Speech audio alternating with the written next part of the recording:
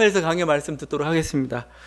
전쟁이 시작이 되었습니다. 근데 전쟁이 이상한 전쟁입니다. 여러분 쭉 읽어보면 알겠는데 전쟁에 대한 실제 보도는 어디일까? 6절에서 8절 단 3절 뿐이에요. 다윗의 군대와 이스라엘 백성이 서로 맞붙었다. 싸웠는데 다윗의 군대가 이긴 거죠. 이스라엘 백성이 패했고 전사자가 2만 명에 이르렀다. 이게 다입니다, 사실은요. 그러면 이제 거기 전쟁 상황들을 이렇게 자세하게 묘사해야 되는데 그렇지 않고 보면 알겠지만 지금 이 모든 나머지 부분들은 대부분 한 사람 압살롬의 죽음과 그에 대한 다윗의 어떤 그 애통함, 통곡 그걸로 계속 이렇게 좀 초점이 맞춰졌습니다. 지금 전쟁을 시작하는데 다윗은 전쟁 시작할 때 승리를 독려해야 되잖아요. 야, 우리가 싸워서 이기자. 하나님 널 도와주실 것이다. 근데 그런 말 하지 않아요. 5절이죠. 나를 위하여 젊은 압살롬을 너그러이 대우하라. 그죠? 그러니까 적장인데 그를 좀 너그럽게 대해 줘라. 이렇게 지휘관들에게 얘기했고 또 백성들은 들었어요, 다. 그러니까 싸우러 나가는데 이미 적장을 죽여서는 안 된다는 그런 말이 이렇게 전달이 된 거죠. 그래서 실제 전쟁이 일어나서 승리했고 이제 승기가 다 기울었고 이제 적장만 목을 치면 이기는데 지금 압살롬이 죽일 기회가 생겼습니다. 그런데 죽이질 못하는 겁니다. 왕의 명령이 있기 때문에 주저주저하죠. 다윗은 전쟁 후에도 기뻐하지 않습니다. 오히려 더 슬퍼하고 있습니다. 압살롬 죽음에 더 절절한 그런 어떤 비탄에 사로잡혀 있죠. 그러니까 요압이 이러다 보면 큰일 나겠어요. 그래서 백성들이 당신 그러면 백성들이 반란을 일으킬지 모른다라고 협박해가지고 결국 전쟁을 좀 무마하고 있는 모습이 오늘 우리가 19장 8절까지의 내용입니다. 압살롬은 오랫동안 전쟁을 준비를 했죠. 그리고 예루살렘 성을 빼앗았고 다윗은 빼앗겼습니다. 나라가 두 동강에 지금 났죠. 그래서 지금 대회전이 붙은 겁니다. 여기서 누가 이기느냐에 따라서 어떤 나라의 주인이나 운명이 지금 바뀌는 그런 어떤 절대절명의 순간입니다. 근데 성경이나 다윗은 지금 이 청년 압살롬 그 한 사람에게만 지금 집중되어 있다는 거죠. 일반 역사를 하면 어떻게 하겠습니까? 일반 역사가 하면은 이때 전쟁이 어떤 식으로 진행이 됐고 아슬아슬했다든지 했다든지 전쟁 방식이나 전쟁 과정이나 그 결과가 어땠다든지 그 영향력이 어땠다든지 이렇게 기록하는 게 일반 역사입니다. 전쟁 기록 방식이죠. 또 중요한 관심들도 우리도 거기에 가 있습니다. 근데 성경은 지금 그렇지 않고 있습니다. 왜 그럴까 이거죠. 물론 그쪽이 더 전쟁은 너무 비일비재하고 재밌어서 그럴 수도 있겠지만 저는 좀 다른 면으로 좀 봤으면 좋겠어요. 고대나 현대나 마찬가지지만 전쟁처럼 비극적인 게 없습니다. 그러니까 어떠한 악도 전쟁만한 악이 없어요. 많은 사람들을 한꺼번에 비도덕적으로 이렇게 만들어버리는 게 전쟁만한 건 없기 때문에 그런 거죠. 그 과정에서 수많은 인명들이 살상을 당하고 죽임을 당하는 거죠. 많은 사람들이 사랑하는 많은 사람들을 잃어버리는 게 바로 이 전쟁입니다. 근데 이게 우리들이 역사책을 볼 때 마치 이런 한 사람 한 사람들이 안 보여. 이 전쟁이 어떻게 진행됐고 우리는 마치 이렇게 알렉산더의 아주 그냥 무용담을 아주 재밌게 멋있게 드라마틱하게 우리가 그걸 이렇게 읽거나 보거나 그렇죠. 그런데 거기서 수많은 한 생명들이 죽어가고 있어요.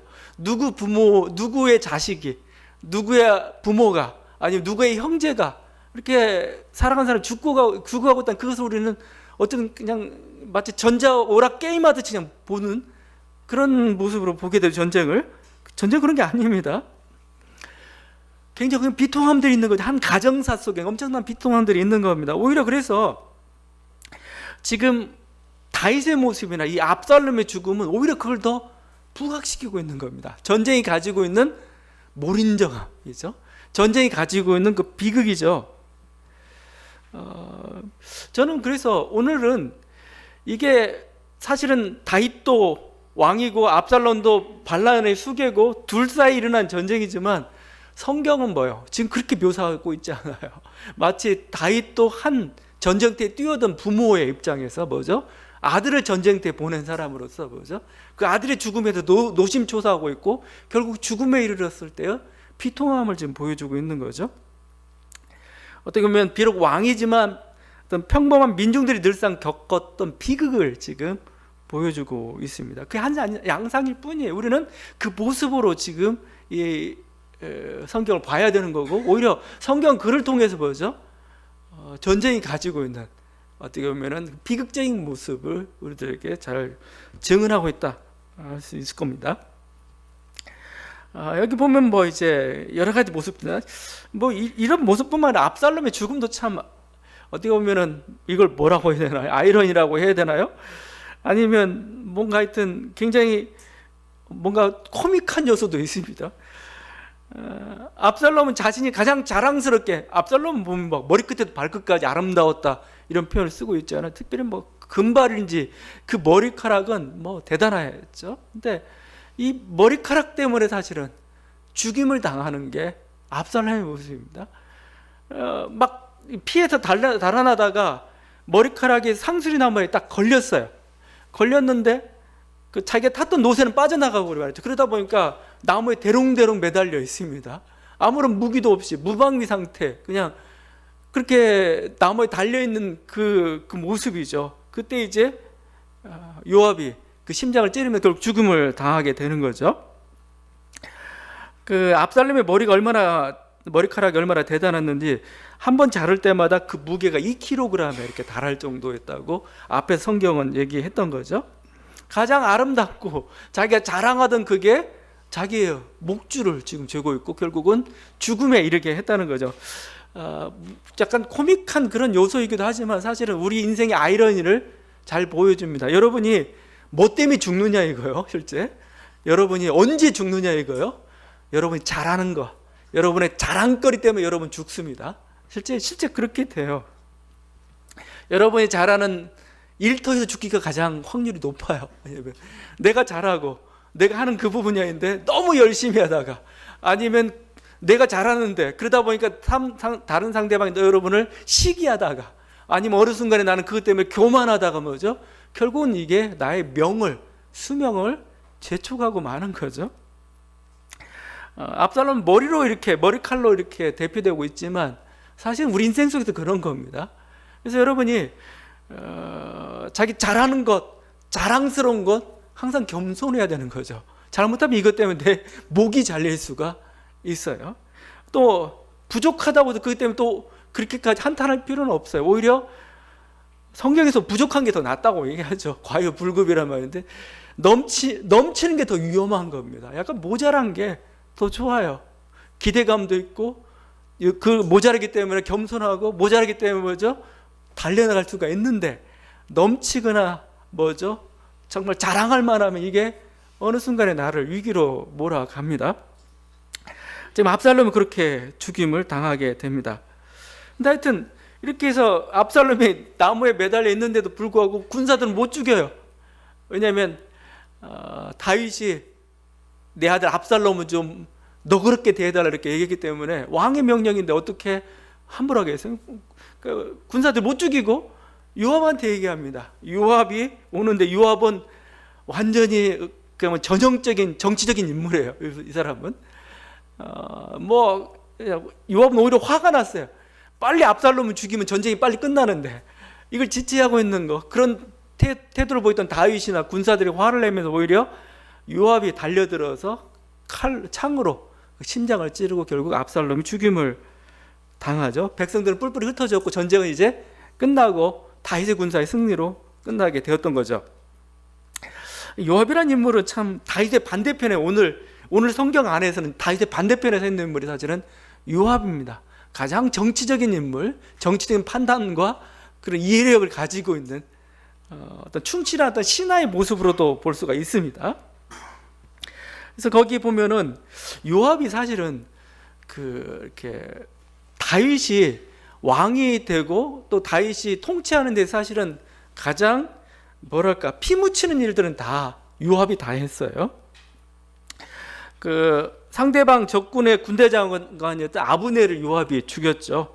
사울 왕 밑에 있었던 사울 왕국이 군대 장관이었던 아브넬을 죽였던 사람이 요압이었죠. 다윗의 명령이라고 좀 하여튼 우리아를 죽였던 사람도 역시 이 요압입니다. 그리고 압살롬을 복권시켰지만 결국 압살롬마저 죽인 게 요압이고, 나중에 또 보게 되면은 압살롬 밑에 군대 장관이었던 자기 가족의 친척이었던 아마시아도 요압이 또 죽입니다. 요압을 보면서 이 충실한 신하가 누굴까, 그런 생각을 좀 해보게 돼요. 그러니까 다윗에게도 여러 가지 모습이 있습니다. 선한 모습도 있고 굉장히 권력지향적인 여러 모습도 있고 막 그러죠. 그런 어떤 임금을 모시고 있는 게 요압이라는 하나의 신하죠. 근데 그 요압은 뭐예요? 이 다윗의 어두운 욕망을 뭐예요? 자극했고 뭐예요? 그것을 실현시켰던 그런 사람입니다. 기꺼이 그를 위해서 헌신했죠. 다윗이 꽃길을 갈 수 있도록 그 정적들을 제거하는 일을 요압이 앞장섰지만 결국 그 때문에 뭐예요? 다윗의 폭주를 이렇게 다윗을 폭주하도록 만들었던 그런 사람이었기도 하고 그런 거죠. 우리 안에는 항상 지도자들이건 누구건 뭐예요? 그 두 욕망이 다 같이 있어요. 어떤 욕망을 키워주느냐 이거죠. 근데 요압은 뭐예요? 다윗의 어두운 욕망을 키워줬던 그런 사람이었던 거죠. 우리들이 생각하는 충실한 신하는 누군가, 정말 망나니 칼을 휘두르는 게 정말 충실한 신하인가, 아니면 지도자가 선한 길을 갈 수 있도록 이렇게 만들어주는 것, 이게 진정한 충신인가, 그죠? 우리들이 그걸 잘 봐야 되는 거죠. 우리들이 어떻게 보면은 큰 회사의 직원으로서 아니면 공무원의 일원으로서 우리는 항상 그 자기 자리들이 있어요. 근데 자기 자리가 정말 피 묻히는 일을 해야 될, 또 그게 충성인 줄 알고 해야 될 그런 때도 있어요. 근데 그때 정말 판단을 잘 해봐야 되는 겁니다. 이게 진짜 충성인지. 요압은 결국 나중에 비참하게 죽임을 당합니다. 다윗은 죽을 때 유언해요. 제 요압 좀 어떻게 네가 좀 처리 좀 해달라고. 그리고 솔로몬이 등극해가지고 결국 요압을 처리하게 되죠. 제단 뿔을 잡은 채 죽임을 당하게 됩니다. 마지막 모습이 좋지는 않았죠. 요압은 굉장히 냉철한 모습을 보여주고 있습니다. 오늘 말씀이 재미있는 것은 여기 보면은 여러 가지 인간상들이 나오는, 여러 가지 어떤 상황들이 나오는데 그 중에 우리가 좀 눈여겨볼 게 이 전령들의 이야기입니다. 전령들이죠. 성서에 전령 이야기들이 많이 나옵니다. 전령은 뭐예요? 승리나 어떤 패배의 소식들, 아니면 전쟁 개시의 소식들을 가장 먼저 알리는 가장 드라마틱한 존재가 바로 이 전령입니다. 막 전령이 말을 타고 달려오는데 이게 좋은 소식인지 나쁜 소식인지를 모르겠어요. 얘들이 오면 안 오는 게 좋아요. 오면 뭐예요? 뭔가 소식을 전하는데 기쁜 소식도 있고 나쁜 소식도 있고 막 그래요. 그래서 그리스 로마 신화에서는 이 전령 역할을 하는 게 헤르메스 신입니다. 헤르메스 신은 그래서 신발이 날개가 달려있어요. 신발에. 그리고 머리 투구를 썼는데 투구에도 날개가 이렇게 달려 있습니다. 빨리 달려가려고 가장 먼저 소식을 전하는 사람, 그게 헤르메스 신이었고, 지금 이 전령이라는 역할을 맡은 사람, 우리 인생 속에서 역시 그런 식으로 뭔가 우리들에게 소식이랄까 예감이랄까 뭔가 그게 전해져 오거든요. 오늘 말씀에 재밌는 건 이 전령들끼리 속도 경쟁이 붙었습니다. 두 사람이 달려와요. 사독의 아들 그 아히마아스죠. 사독의 아들 아히마아스 자기가 승리했기 때문에 승리했으니까 내가 먼저 가서 전하겠다. 그러면 뭔가 칭찬을 받을까로 이렇게 얘기하죠. 그런 기대도 있을 겁니다. 그런데 요압은 눈치가 빨랐죠. 지금 다윗의 마음이 어떤지를 알았어요. 그러니까 22절 이렇게 얘기하죠. 이 소식으로 말미암아서는 너는 상을 받지 못하리라. 너 가봤자 상 못 받아. 오히려 잘못하면 위험해. 그죠? 대신 그래서 요압은 어떻게 했냐면은 구스인을 전령으로 보냅니다. 이 구스인은 아프리카 흑인을, 그러니까 여기 성경에서 구스인이라고 할 때 대부분 흑인을 가리키는 경우죠. 그러니까 약간은 뭔가 이렇게 이방인 같은 취급을 당하는 그 사람을 대신 보내서 어떤 이 전달했을 때의 어떤 결과들을, 영향력들을 축소시키려는 그런 계획을 가진 거죠. 잘못하면 죽을 수도 있어요. 분노해가지고 다윗이. 그러니까 뭐예요? 이러는데 아히마아스는 항상 자기가 가겠다고 합니다. 그러니까 먼저 구스인을 보내고 난 다음에 이제 아히마아스 가봤자 다음에 가겠지 해가지고 그 다음에 요압이 허락해 줍니다. 두 사람이 이제 막 가는데 아히마아스가 더 빨리 달려갔어요.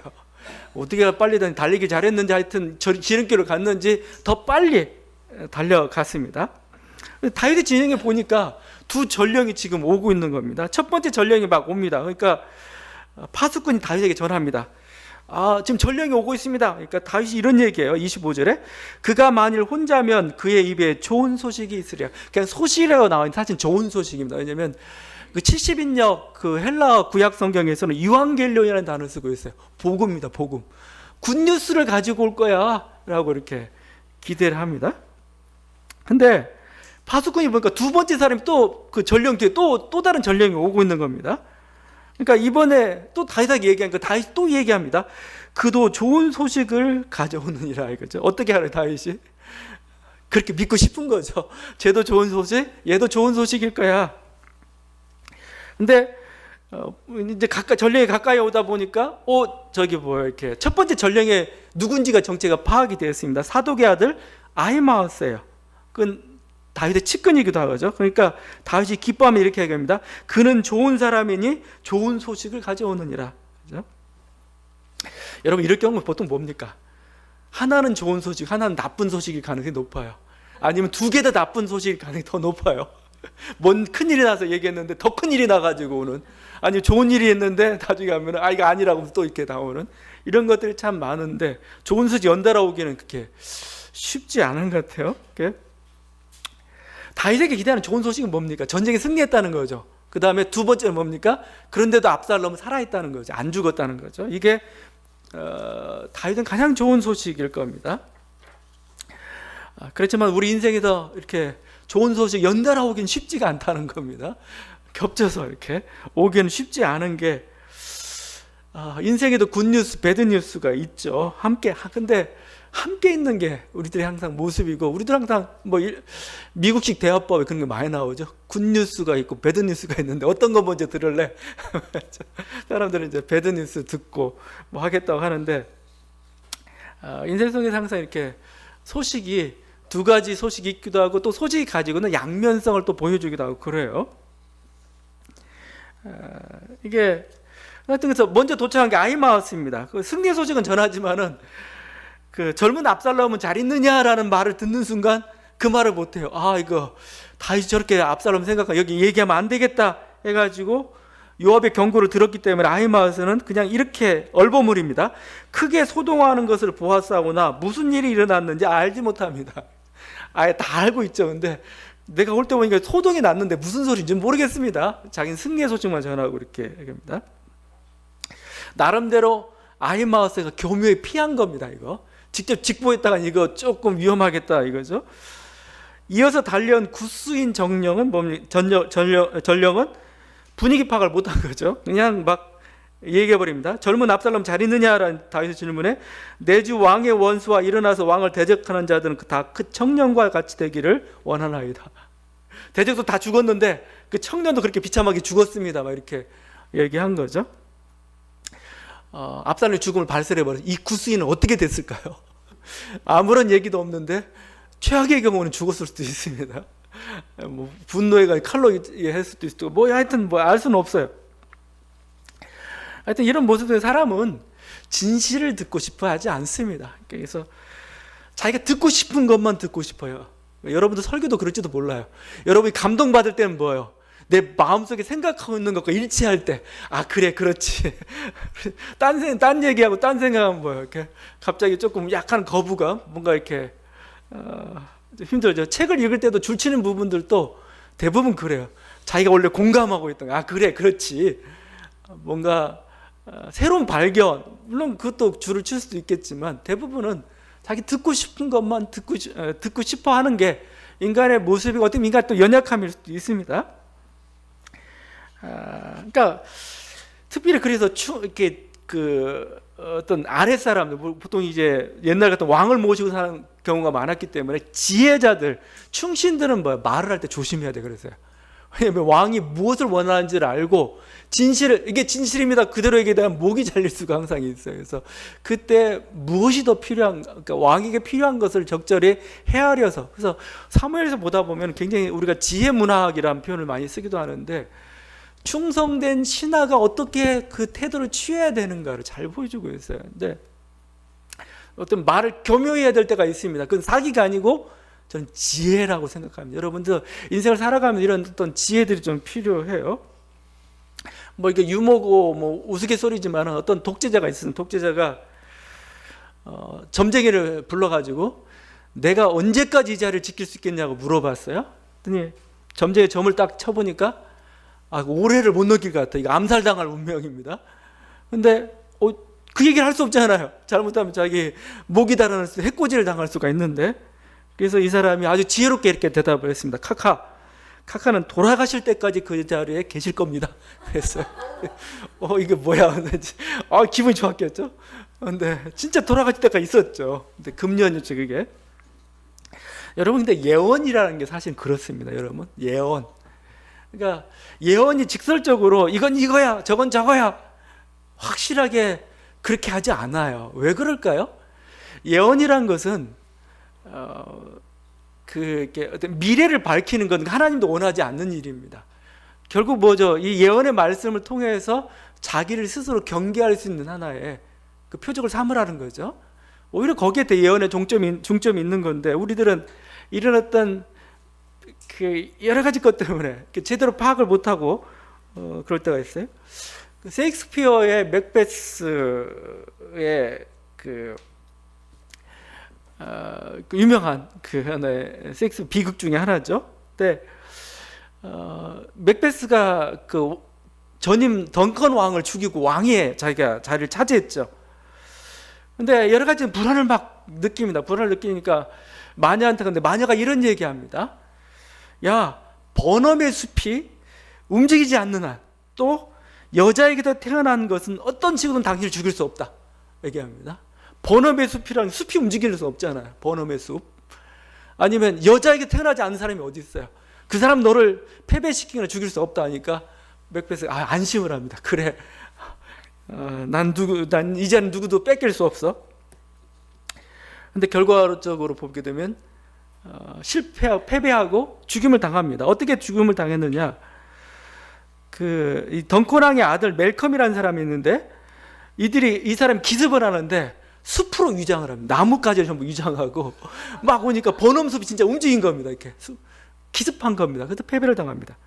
또 마지막에 죽음을 당하는데, 맥더프라는 그 사람한테 죽임을 당하는데, 이 사람은 제왕절개로 태어난 아이예요. 여자에게서 태어난 게 아니고 자기는 제왕절개로 나왔다고 해가지고 말이 이상하게 되네 해가지고 결국은 무녀의 예언이 아주 교묘하게 이렇게 되게 되죠. 제가 이 얘기를 하는 것은 우리들이 우리 제비뽑기를 하죠. 송구영신 예배 때 축복의 말씀도 있고 그렇지 않은 말씀도 있고 막 그럽니다. 근데 그 말씀을 해석하는 방식이 같을 수가 있어요. 축복의 말이 아닐 수가 있고, 뭐죠? 굉장히 쓴 말이 오히려 더 양약일 때가 있어요. 그럼 뭐죠? 잘 해석을 해봐야 됩니다. 잘 해석을.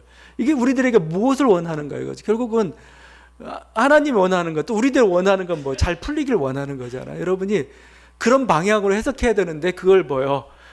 어쩔 때는 경계로, 어쩔 때는 뭐죠? 동료로 해석하면서 여러분이 그 길을 잘 찾아가야 되는 거죠. 그렇지 않고 그냥 액면 그대로 그걸 받아들였다가는 우리들의 어떤 그게 행동이랄지 뭔가 이렇게 적용이랄지 이게 잘못된 경우가 좀 빚을 때가 있습니다.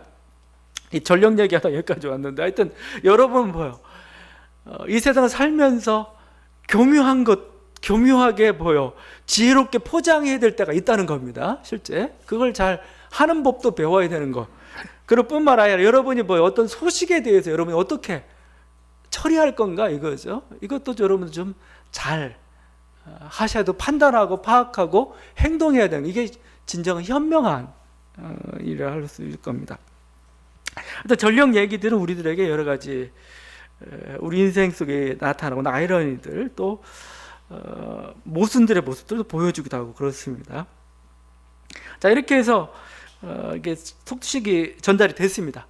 근데 하여튼 그 전이나 그 이후나 다윗에게서의 어떤 이 압살롬이라는 존재는 보면은 분명히 적장인데 반군의 수괴인데 적이 아니에요. 아들일 뿐입니다. 아들.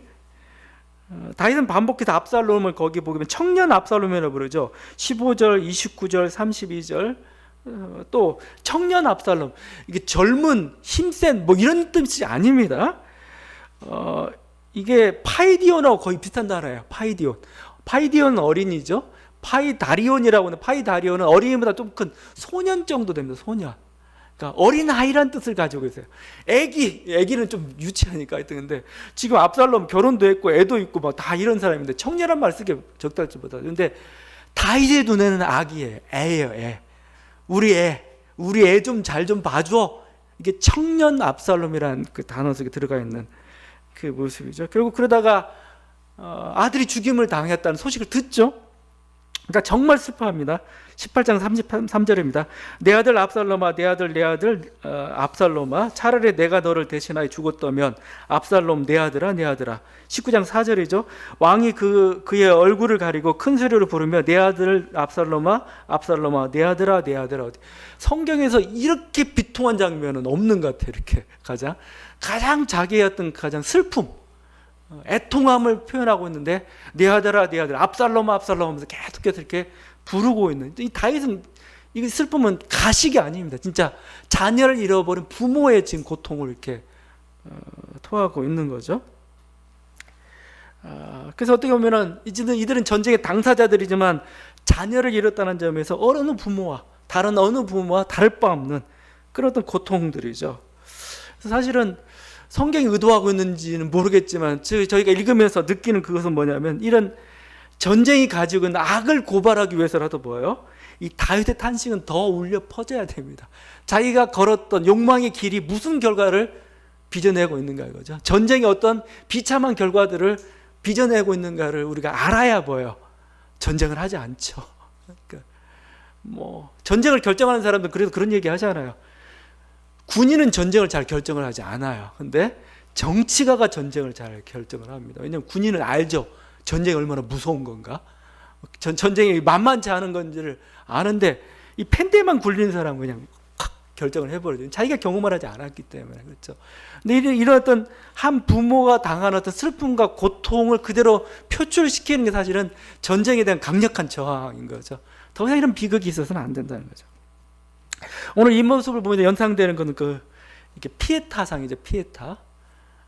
미켈란젤로가 했던 그 유명한 조각상이 바티칸 성당 안에 있는데 피에타상이죠. 이렇게 십자가상에서 죽은 자기 아들 예수를 이렇게 안고 있는 마리아를 너무 이렇게 예쁘게 그려놔가지고 좀 문제가 되었지만 하여튼 그런 피에타상은 중세 시대에 많이 조각상들이 있습니다. 아들은 막 고통스럽게 제가 그 산티아고 그 대성당에서 봤던 그 피에타상은 가장 대표적인 것 같아요. 더 적나라한 것 같아요. 이렇게 막 예수가 죽어 있는데 마치 정말 시신처럼 막 그냥 쭉 뻗어 있습니다. 쭉 뻗어 있는 그 모습, 아주 깡마른 모습에 어머니 마리아는 그를 안고 있는데 안 보여요. 그냥 어둠 속에만 이렇게 다 표현되어 있는 그 피에타상이 오히려 미켈란젤로보다 더 잘 드러나고 있는데 하여튼 그런 어떤 한 사람의 죽음 그리고 그에 대해서 막 슬퍼하고 있는 이 모습이 사실은 죄에 대해서 가장 큰 저항입니다. 죄가 가지고 있는 그 우리들이 가져다 준 슬픔, 절망에 대해서 그냥 이걸 폭로하고 있는 거죠. 이 모습은 그 현대의 어떤 피에타라고 할 수가 있는 그 피카소의 게르니카에서도 잘 그려내고 있는 것 같아요. 게르니카는 1937년도 작품이죠. 게르니카가 피카소 대표작인데 게르니카라는 건 한 지역입니다. 지역 이름인데 독일군이 그 스페인 북부 쪽에 있는 이 게르니카라는 지역을 1937년 4월 26일에 24대의 비행기로 무차별 폭격을 했습니다. 그 폭격했던 거 참상을 그리고 있는 그 작품인데 한 도시에서만 한 1000여 명이 이렇게 죽거나 부상을 당했습니다. 전쟁사에서는 최초의 편대비행에 의한 민간인 학살입니다. 옛날 같은 공중전이었죠. 근데 편대비행으로 와가지고 한 도시를 박살을 내버린 거죠. 그래서 수많은 사람들이 이제 민간인들이 살상을 당하는 어떤 최초의 시작이었다, 이렇게 보여지고 있습니다.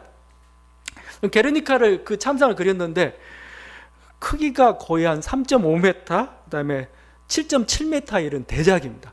한 벽면을 가득, 아주 큰 벽면을 가득 채우고 있는 그림인데, 이 검은색하고 어떤 회색, 무채색으로만 다 그려서 칼라를 쓰지 않았습니다. 그리고 마치 그 단선, 약간 추상화된 그런 모습이기도 하고 만화처럼 마치 단선을 써가지고 이렇게 여러 가지 선과 특징만을 더해서 사람과 동물이 폭격당하는 그 비극적인 장면을 그리고 있는데, 정말 그 모습을 보고서 무한한 슬픔이라는 게 뭔지를 알아요. 공포, 이런 게 뭔지를.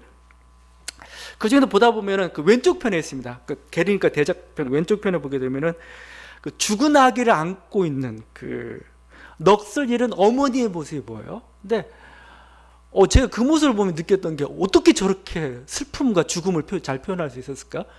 그냥 죽은 아이는 그냥 그 눈동자도 없죠. 동그라미 이렇게 축 처진 모습을 그려주고 있는데, 정말 죽음이 저런 거구나 느껴질 정도고, 그다음에 그 죽은 아기를 안고 있는 절규하는 어머니는 마치 목에 꺾여가지고 울고 있는데, 이렇게 단선을 쳐있는데 그렇게 슬플 수가 없는.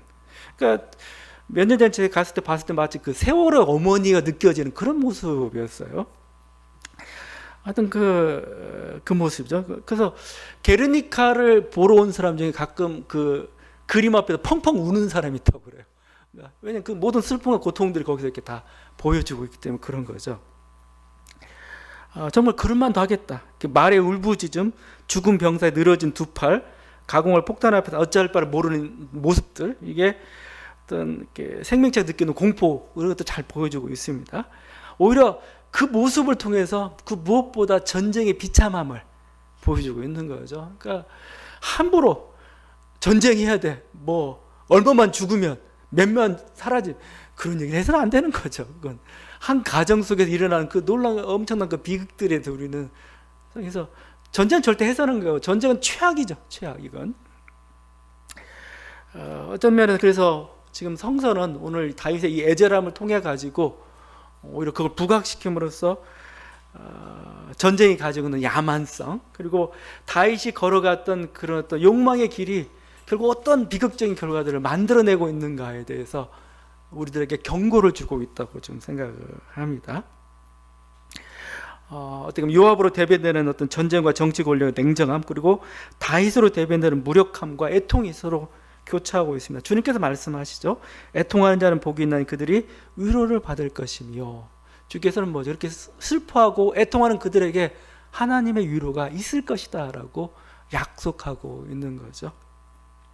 다시 한번 지금 다윗은 자기의 죄악 앞에서, 아니면 그 죄악이 빚어낸 그 욕망의 끝에서 정말 처절함을 경험하면, 또 전쟁의 어떤 비참함 속에서 눈물을 애절하게 흘리고 있습니다. 그러나 하나님께서 그에게 온전한 보상을 주실 것이고, 그가 그 자체가 우리에게 주는 메시지가 있습니다. 이 메시지 앞에 우리가 하나님 뜻에 순종하는 저러분들 간절히 바랍니다. 기도하시겠습니다.